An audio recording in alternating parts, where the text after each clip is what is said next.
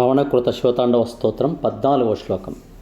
ఇమం హి నిత్యమేవ ముక్తముత్తమోత్తమం స్తవం పఠన్ స్మరన్ భ్రువన్నరో విశుద్ధమేతి సంతతం. హరే గురౌ సుభక్తిమాసు యాతి నాన్యథా గతిం విమోహనం హి దేహినాం సుశంకరస్య చింతనం. విమోహనం హి దేహినాం సుశంకరస్య చింతనం. నిత్యము ఈ స్తోత్రము చదివినను అర్థము స్మరించినను వివరించి పలికినను మానవుడు శుద్ధుడగును, వాడు శివభక్తుడగును. శివశక్తి సంపాదనకు వేరు దారి లేదు.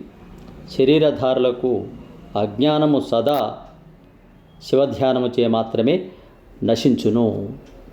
విమోహినం విదేహినాం సుశంకరస్య చింతనం. విమోహినం విదేహినాం సుశంకరస్య చింతనం. సబ్స్క్రైబ్ ఆచార్య శ్రీ సూక్తి ఛానల్. శుభం. స్వస్తి.